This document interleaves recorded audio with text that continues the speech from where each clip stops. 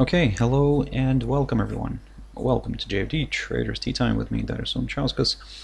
Today's the 30th of January 2020, so yep, welcome everyone. Welcome to this Thursday's afternoon session where we're going to have a quick look at the markets, a few of the charts, the usual stuff.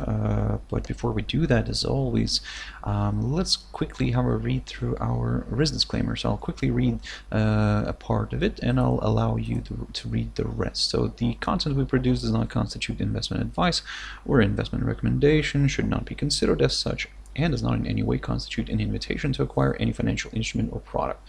So like I said, as always, I'll give you a few seconds to read the rest, and yeah, we can continue.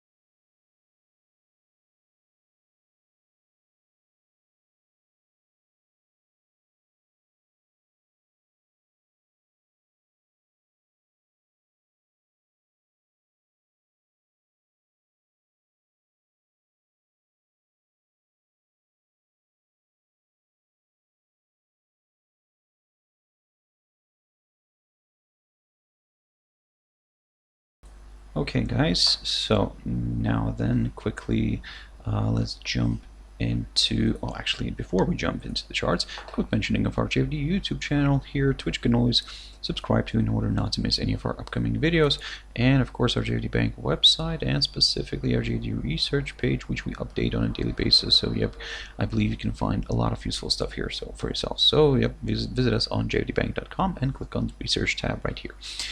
Right, now then, let's jump into charts. Now the first one I want to show here is the DAX. I talked about this one this morning, and this is what I kept saying.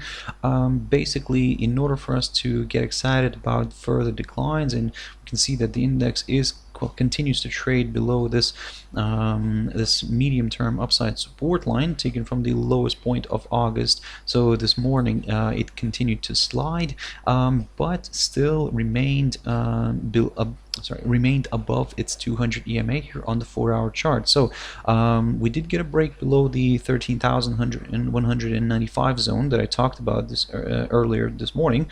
But what I was also saying that we need to see a nice good drop below the 200 EMA here on the 4-hour chart in order to get slightly more comfortable with lower areas, and for now we're waiting for that. Again, on one hand, yes, it is slightly more on the bearish side than the bullish, but we need that good drop below that 200 in order to get excited about the downside here.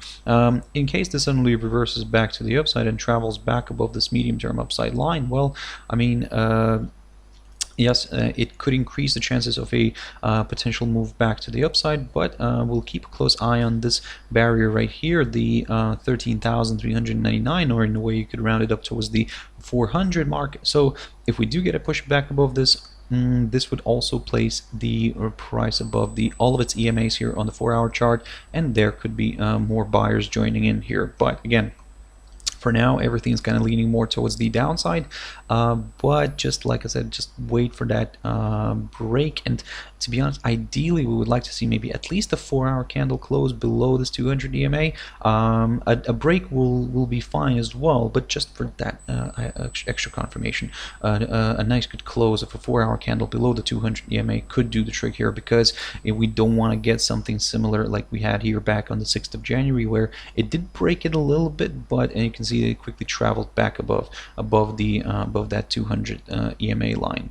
So for now, all eyes are on this. Let's see how this is going to play out. S&P 500 now. This one, I've removed all the lines here. I just wanted to have a bit of a fresh start. Now, first of all, let's have a look at the cash index. The cash index is currently running around the 3,250 territory. So basically that's below the yesterday's close, and that's even below the 50 EMA. So basically we're hanging around somewhere around here basically. So this is the level that we're that the cash index is currently balancing around. It's of course still a bearish indication because, and let me just quickly put this on the chart, because yes, it did have a nice push higher, it did have a nice move on the 28th or on Tuesday back to the upside, but as you can see, the 21 EMA here on the 4-hour chart held the price nicely from pushing further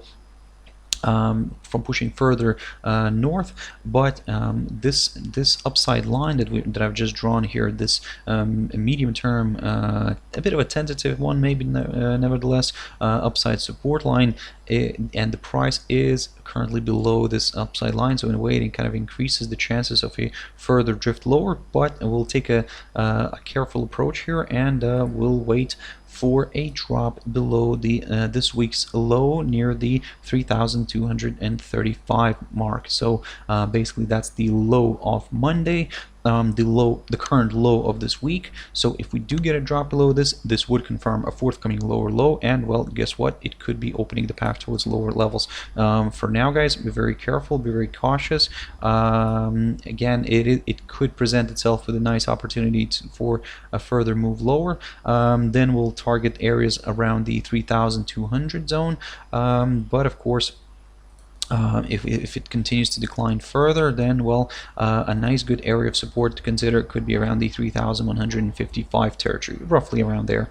But again, for now, guys, we need to see a drop below this area right here, and let me just quickly put this one on the chart. So below the 3,234-35 mark, which is basically the current lowest point of this week. In terms of the upside, well, it's pretty straightforward. We'll wait. We need to, well, we won't wait, but we would like to see a push above the 3,293-94 zone, roughly around there. Basically, that's the high of this week. Now, if we do get a push above this, then yes, we will aim for higher levels. We are taking such a conservative approach just in case, because like I said, we are right now looking at the cash index, we are kind of balancing near the 3,250 territory here, so basically near the lower bound of the Bollinger Bands. So that's why in a way the upside could be slightly off the table unless something happens and it reverses sharply back to the upside. But that's why we have this barrier here, the 3,293-94 zone, the high of this week, and then if it pushes above this, then yep, we could aim for slightly higher levels here again. So for now, keep your eyes on this, guys, and let me just quickly put an arrow here for our future reference. So yep, that's what we're going to be looking at.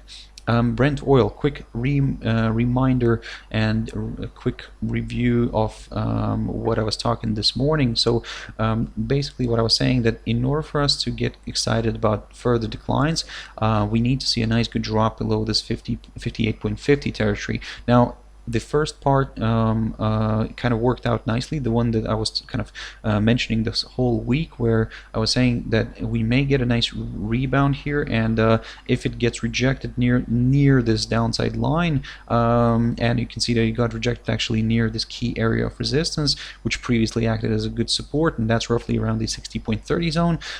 The commodity started drifting lower and is now kind of managed to break below the 58.50. So in a way, all this kind of increases the chances of a further drift lower. Initially, we'll target the 57.36-35 territory, which is the low of the 7th of October, if not 8th of October. There we go. But slightly below that, we do at around 56.17. We have the lowest point of October. So yep, we'll keep an eye on that one for now. We're more bearish than bullish.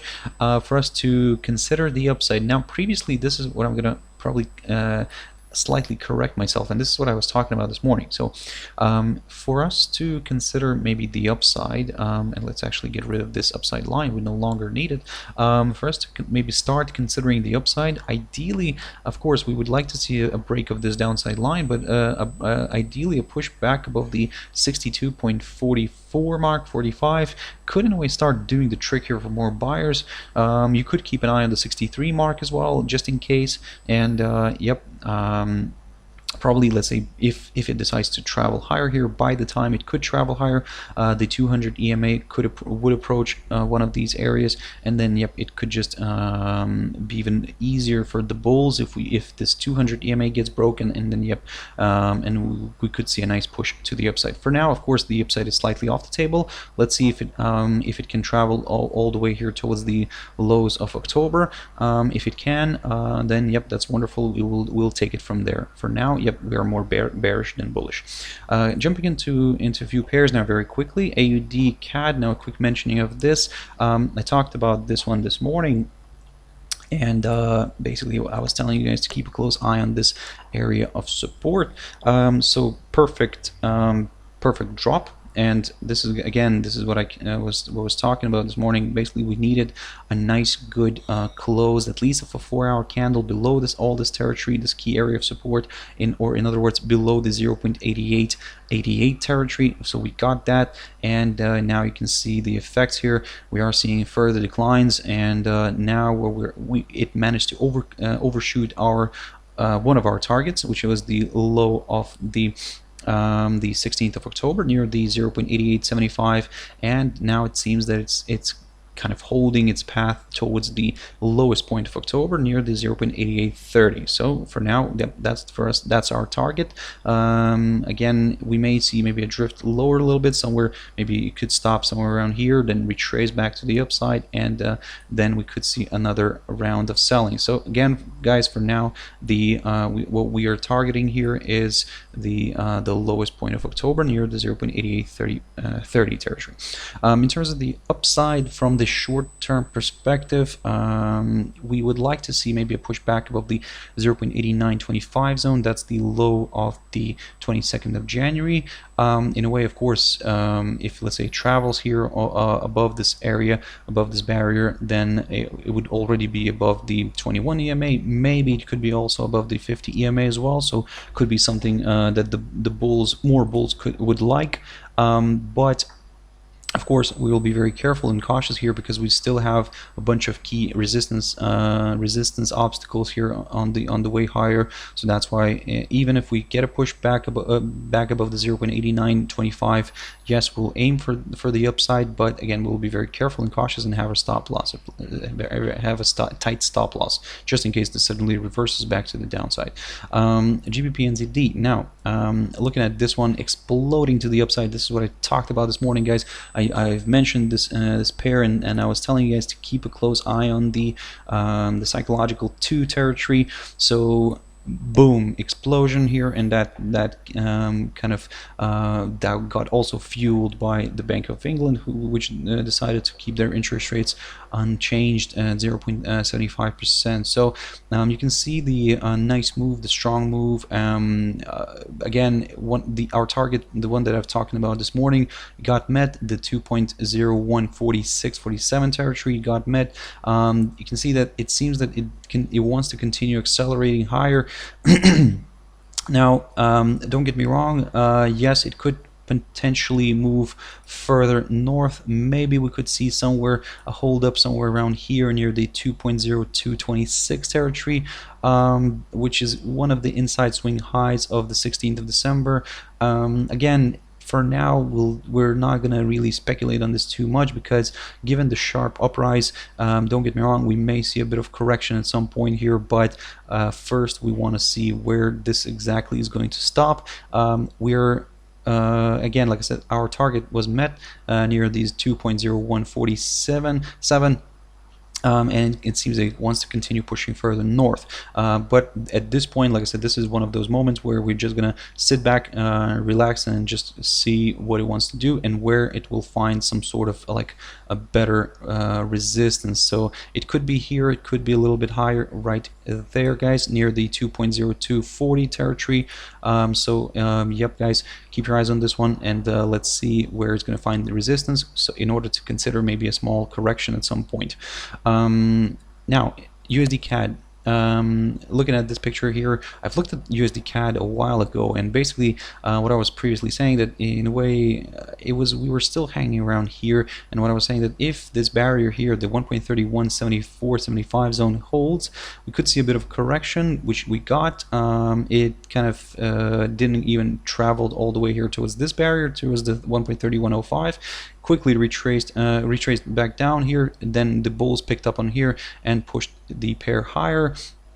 There we did get a small slump here, slide on the 28th of January, and now you can see it continues to push higher. But what I was previously saying, that yes, we may see a further move north here.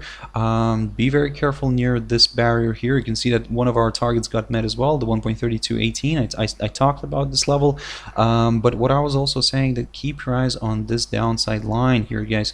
Now this downside line, let me just quickly zoom out. And this downside line is running from roughly from the highest point of May 2019. So don't get me wrong, it's a bit of a tentative one, but for now we'll keep that on the chart just in case.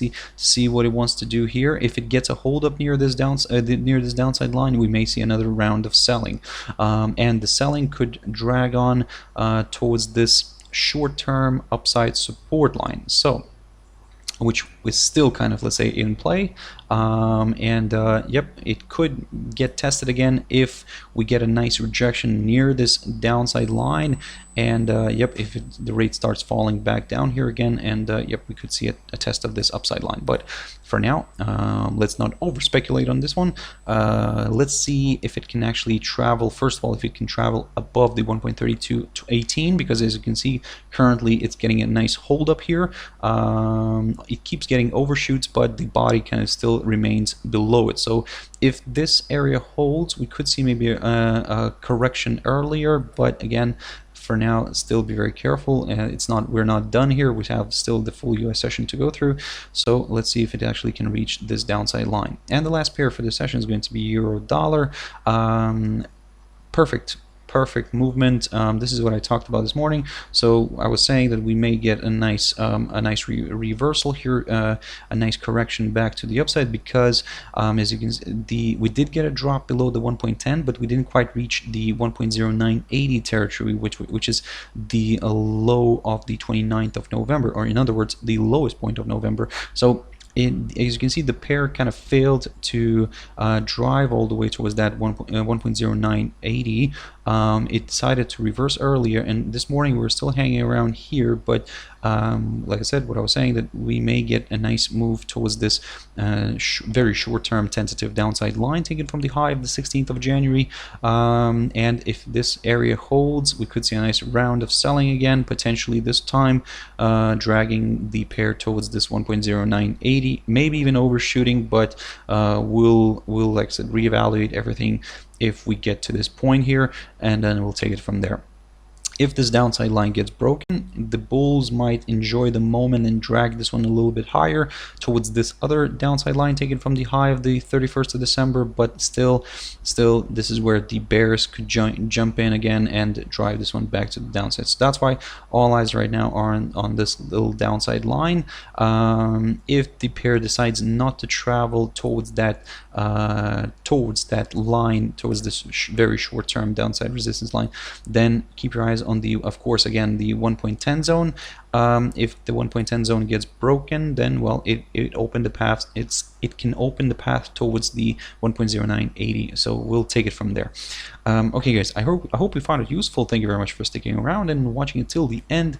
If you want to join me tomorrow morning, as always, at my Traders Espresso, that's 7 o'clock GMT.